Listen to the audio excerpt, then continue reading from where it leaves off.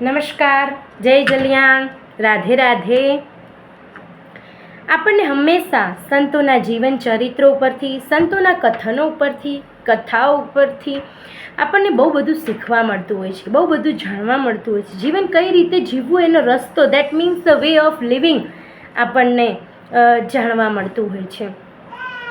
તો ભજન પણ એક એવું માધ્યમ છે કે જેના શબ્દો ઉપરથી આપણને જીવન જીવવાનો રસ્તો મળે છે.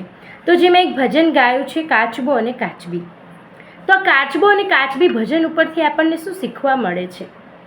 તો અહીં કાચબો અને કાચબી તો માત્ર એક પૂરક છે, માત્ર એક માધ્યમ આપણને બતાવ્યું છે. બાકી આપણા જ જીવન ઉપરથી આપણને શીખવા મળે છે આની અંદરથી. તો એક કાચબો હોય છે અને એક કાચબી હોય છે.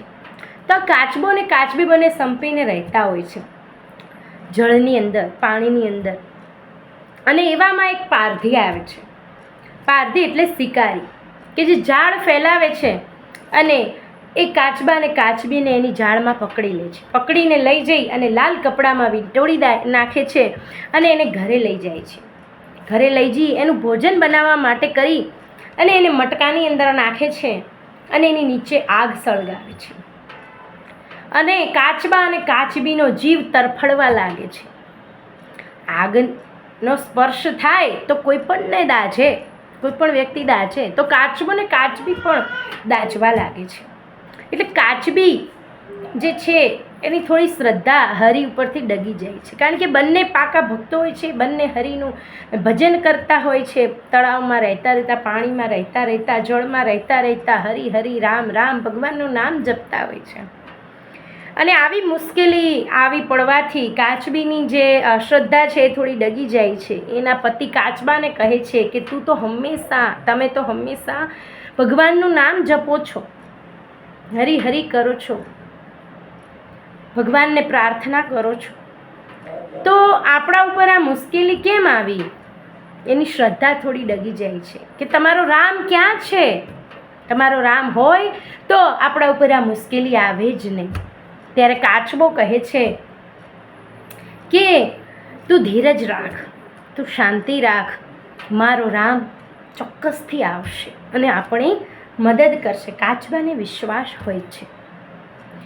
તો અચાનક જ કોઈ વાદળી નથી, કોઈ વરસાદ નથી, કોઈ વરસાદના એંધાણ નથી, અને અચાનક જ વરસાદ આવી જાય છે. ધોધમાર વરસાદ આવે છે અને જે કાચબી ને કાચબો હોય છે એ તરવા લાગે છે. આગ બુઝાઈ જાય છે, કાચબી ને કાચબો તરવા લાગે છે. અને જે શિકારી હોય છે, પારધી, જેણે ઝાડ પથરી અને આ લોકોને ફસાવ્યા હોય છે, એ પારધી તણાઈ જાય છે. તણાઈને સીધો પાતાળમાં પહોંચી જાય છે. તો આ કાચબી અને કાચબો તો એક અહીંયા માધ્યમ છે, એક અહીંયા રૂપક છે.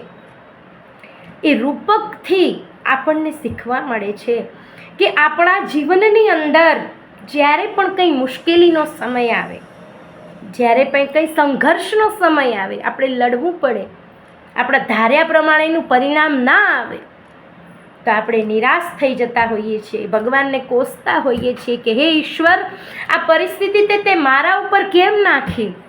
હું તો તારો ભગત છું, હું તો તારી પૂજા અર્ચના ભક્તિ કરું છું, સાચો માણસ છું, નીતિવાન માણસ છું, અને છતાં પણ આ પરિસ્થિતિ મારામાં આવવી જ ના જોઈએ, ને છતાં મારામાં કેમ આવી?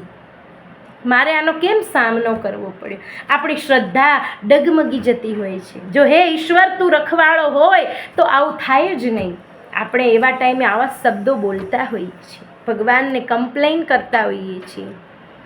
પરંતુ આની જગ્યાએ કાચબીની જેમ નહીં, પણ કાચબાની જેમ આપણે ભગવાનની અંદર અતૂટ શ્રદ્ધા અને અતૂટ વિશ્વાસ રાખવો જોઈએ કે હે ઈશ્વર, આ તે પરિસ્થિતિનું નિર્માણ કર્યું છે તો આમાંથી તું મને બહાર પણ જરૂરથી લાવીશ, આમાંથી તું ઉગારીશ ખરી, એટલો મને તારી ઉપર વિશ્વાસ છે. અને આ વિશ્વાસ સાથે જો આપણે ભગવાનનું ભજન કરીશું, ભગવાનની ભક્તિ કરીશું, તો ચોક્કસથી આપણનો ઉદ્ધાર ભગવાન કરશે. જેમ કાચબા અને કાચબીને ભગવાને તાર્યા છે, એમ આપણને પણ ભવસાગર પાર કરાવશે અને આપણને પણ તારશે.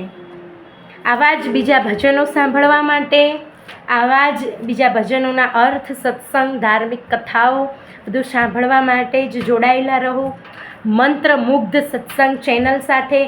અને પ્લીઝ એને લાઈક કરો, શેર કરો અને સબસ્ક્રાઈબ કરો. અને હા, બેલ આઇકન દબાવવાનું ભૂલતા નહીં. રાધે રાધે, જય જલિયાણ.